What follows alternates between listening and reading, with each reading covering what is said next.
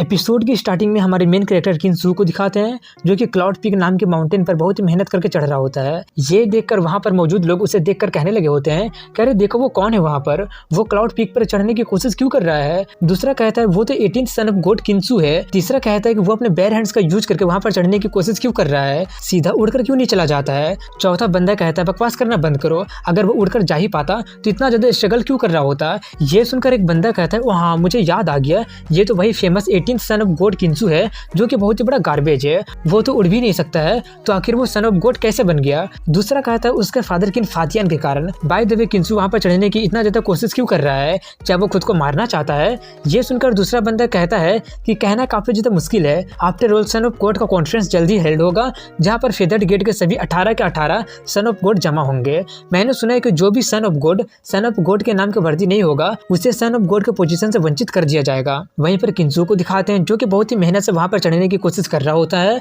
लेकिन तभी एक चील आकर उसके सर पर बैठ जाती है। ये देखकर उसका दिमाग काफी ज्यादा खराब तो हो जाता है और वो किसी तरह से उसे वहां से भगाकर चढ़ना जारी रखता है और वो काफी ज्यादा मेहनत करने के बाद वो टॉप पर चढ़ जाता है और चढ़कर चैन की सांसें लेता है और कहता है कि फाइनली मैंने सक्सेसफुली साइन इन कर ही लिया। उसके पास एक सिस्टम होता है जो कि सक्सेसफुली साइन इन करने के लिए उसे कंग्रेचुलेशन कहता है और रिवॉर्ड के तौर पर उसे एक ऐसा दानत्यान देता है जिसमें अनलिमिटेड स्पिरिचुअल पावर होता है और वो कभी भी खाली नहीं होगा। ये देखकर किंसू काफी ज्यादा सरप्राइज हो जाता है और उसके साथ साथ वो काफी ज्यादा खुश भी हो जाता है और वो कहता है कि ये तो वही लेजेंडरी दानत्यान है जिसे पाने के लिए एंशिएंट एम्परर भी बहुत ही ज्यादा मेहनत किया करते थे। अगर किसी को पता चल जाता है कि ये मेरे पास है तो वो तो जलकर मार ही जाएगा। वो उसे लेकर कल्टीवेट करके अपने बॉडी में उसे अब्जॉर्ब करने लगता है जिससे वहां पर बहुत ही ज्यादा मात्रा में स्पिरिचुअल एनर्जी आने लगती है। ये देखकर वहां पर आसपास मौजूद जितने भी लोग होते हैं वो काफी ज्यादा हैरान हो जाते हैं कि आखिर वहां पर हो क्या रहा है। वहां पर तो अभी 18th सन ऑफ गॉड चढ़ा था, क्या वहां पर कोई हेवनली ट्रेजर तो नहीं था ना जिसके बारे में हम लोग नहीं जानते हो, नहीं तो वो इतना ज्यादा मेहनत करके चढ़ाई क्यों था।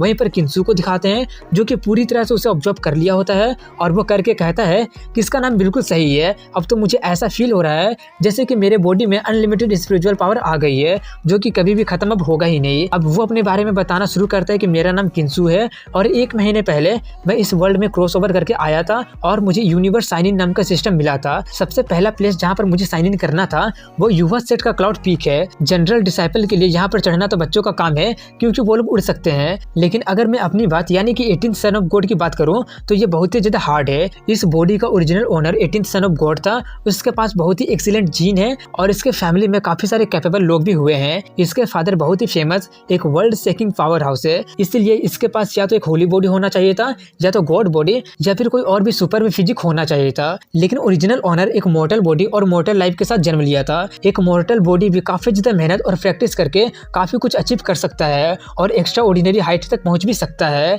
लेकिन ये सच्चाई जान करके उसके पास एक मॉर्टल बॉडी और एक मॉर्टल लाइफ है, वो काफी ज्यादा उदास रहा करता था और कल्टीवेट बिल्कुल करता ही नहीं था, जिसके कारण वो पूरा का पूरा एक कचरा का डब्बा बनकर रह गया और वो एक दिन एक्सीडेंटली मारा गया और तभी मैं क्रॉस ओवर करके इसको बॉडी को टेक ओवर कर लिया हूँ। वो तो अच्छा हुआ कि मैं अपनी प्रीवियस लाइफ में एक रॉक क्लाइंबर था, लेकिन ये क्लाउड पीक काफी ज्यादा ऊंचा और काफी ज्यादा खतरनाक था, लेकिन पूरे 1 महीने तक कोशिश करते रहने के कारण और काफी सारे एक्सपीरियंस गेन करने के कारण मैं सक्सेसफुली आज इस पर चढ़ ही गया। इसी के साथ वो अपना कहानी बताना बंद करता है। तभी सिस्टम उससे कहता है कि मैं काफी सारा टास्क और साइन इन लोकेशन तुम्हें इशू करूंगा, जितना ज्यादा स्पेशल जगह होगा रिवॉर्ड भी उतना ही ज्यादा जनरस होगा। कोई जगह सिर्फ एक ही बार साइन इन किया जाएगा और कोई जगह रिपीटेडली साइन इन किया जा सकता है, लेकिन उसका रिवॉर्ड धीरे धीरे कम ग्रेड का होता चला जाएगा और ये क्लाउड पीक पर तुम रिपीटेडली साइन इन कर सकते हो। ये सब सुनकर वो कहता है अब यहाँ पर कल आकर दोबारा साइन इन करूंगा और वो नीचे देखकर कहता है अगर उड़ने की बात करूं तो मुझे बिल्कुल भी उड़ना नहीं आता है और चढ़ना तो आसान था लेकिन उतरना काफी ज्यादा हार्ड है। तभी वहां पर एक सेंटेंस अपनी होली मेडन के साथ आती है, उसे देखकर किंसू उसे हेलो कहता है और बताता है कि याओची सेंटेंस का स्टेटस भी हम सन ऑफ गॉड जितना ही है, लेकिन याओची में सिर्फ एक ही होली मेडन है जो सेंटेंस का फेवर रिसीव कर पाई है। वहीं पर होली मेडन कहते हैं कि 18 सन्स ऑफ गॉड का ग्रेट मीटिंग हेल्ड होने वाला है और मेरे मास्टर मुझे स्पेशली यहाँ पर आकर सब कुछ ऑब्जर्व करने के लिए कही है। तभी किंसू होली मेडन को अपने पास बुलाता है, वो उसके पास जाकर पूछती है क्या हुआ। किंसू उसी को शॉर्ट पर बैठकर कहता है कि क्या तुम मुझे नीचे तक राइड दे सकती हो। ये देखकर वो काफी ज्यादा शर्मा जाती है। वहीं पर ये देखकर सेंटेंस का दिमाग काफी ज्यादा खराब हो जाता है और वो चिल्लाने लगती है कि होली मेडल काफी ज्यादा नोबेल है, वो कैसे तुम्हारे साथ एक ही शॉट पर राइड कर सकती है। ये देखकर आउटसाइडर वाले क्या सोचेंगे।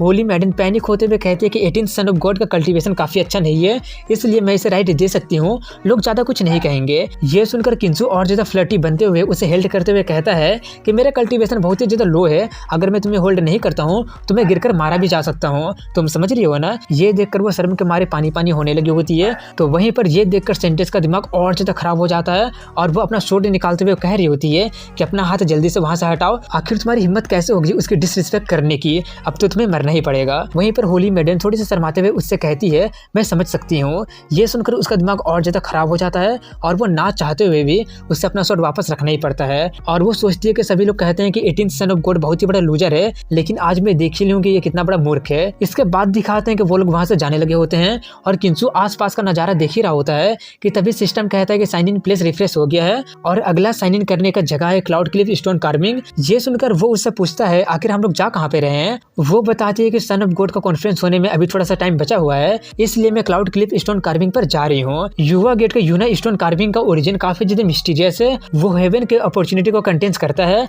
मैं वहाँ पर जाकर कुछ सेंस करना चाहती हूँ। ये सुनकर वो काफी ज्यादा खुश हो जाता है और वो उसे पकड़ते हुए कहता है क्या कोइंसिडेंट है, मैं भी वहीं पर जाना चाहता था। वो शर्माते हुए कहते हैं कि तुम्हें मेरी इतनी क्लोज आने की जरूरत नहीं है। वो कहता है कोई बात नहीं, सेफ्टी सबसे पहले आनी चाहिए। वहीं पर ये सब देखकर सेंटेंस का दिमाग और भी ज्यादा खराब होने लगा होता है। इसके बाद यूना रॉक कार्विंग को दिखाते हैं जहाँ पर 11th सन ऑफ गॉड होता है जिसका नाम दुआन जिनफे होता है। तभी एक बंदा 11th सन ऑफ गॉड से पूछता है कि क्या होली मेडन सच में यहाँ पर विजिट करने आएगी। वो कहता है ऑफ कोर्स याओची की मेडन मेरे रिक्वेस्ट पर यहाँ पर ऑब्जर्व करने जरूर आएगी। ये सुनकर वहाँ पर मौजूद सभी लोग बातें करने लगे होते हैं कि याओची की मेडन काफी ज्यादा नोबेल है, वो तो काफी ज्यादा प्योर है, सिर्फ 11th सन ऑफ गॉड ही उसे अपने आप को पूरी तरह से दिखा सकते हैं। मैंने सुना है कि होली मेडन याओची में ही पली बड़ी है और वो आज तक किसी भी लड़के से बात तक नहीं की है, लेकिन वो 11th सन ऑफ गॉड के कहने पर यहाँ पर आ रही है। 11th सन ऑफ गॉड तो काफी ज्यादा महान है। अपने बारे में इतना सारा तारीफ सुनकर वो चने के झाड़ पर चढ़ गया होता है और उनसे कहता है कि वो सच में काफी ज्यादा प्योर और काफी ज्यादा सेंटली है। वो आज तक किसी भी मैन के कांटेक्ट में नहीं आई है, सिर्फ सन्स ऑफ गॉड ही वो मैन है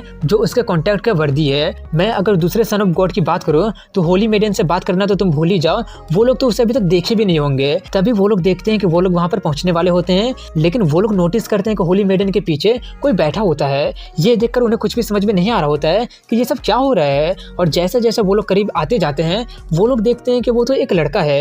ये देखकर वहाँ पर मौजूद सभी लोग आपस में बातें करना शुरू कर दिए होते हैं कि तुमने तो कहा था कि होली मेडन तो सिर्फ 11th सन ऑफ गॉड से फेमिलियर है। सिचुएशन को देखकर ऐसा लग रहा है जैसे कि उन दोनों का रिलेशनशिप ऑर्डिनरी तो नहीं है। और जैसे जैसे वो लोग ज्यादा करीब आने लगे होते हैं ये देखकर वो लोग कहने लगे होते हैं कि देखकर वो बंदा कुछ ज्यादा फेमिलियर लग रहा है। ये सब देखकर 11th सन ऑफ गॉड का दिमाग काफी ज्यादा खराब हो जाता है। वहीं पर उस जगह पर पहुंचने के लिए और साइन इन करने के लिए सिस्टम उसे कांग्रेचुलेशन कहता है और रिवॉर्ड के तौर पर वो बॉडी रिलेम के 4th लेवल में पहुंच जाता है।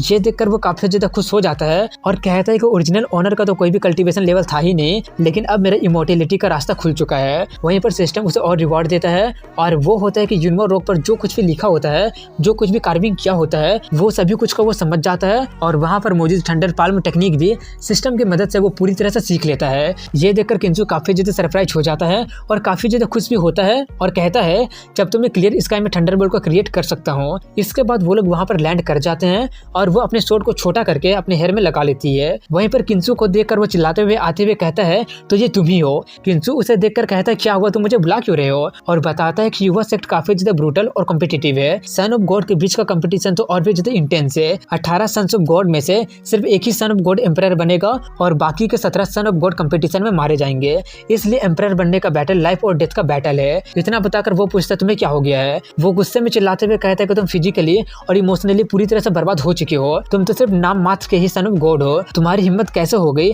पब्लिकली होली मेडल को इंसल्ट करने की। लगता है कि आज मुझे तुम्हें एक सबक सिखाना ही पड़ेगा। मैं नहीं चाहता हूँ कि आउटसाइडर वाले लोग ये सोचे कि होली मेडल एक स्लटी वुमेन है। किंसु कहता है कि मैं होली मेडल के साथ हूँ तो उससे तुम्हें क्या हो रहा है, अपने काम से काम रखो। और फिर से वो उसे अपने करीब लाते हुए कहता है कि तुम इसके बारे में क्या सोचती हो। और यहीं पर इस एपिसोड की एंडिंग हो जाती है।